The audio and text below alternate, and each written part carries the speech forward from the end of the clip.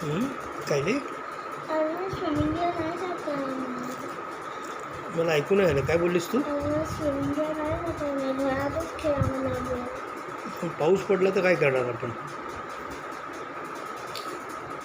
घरात म्हणजे पाऊस पडला तर स्विमिंगला कसं जाणार आपण?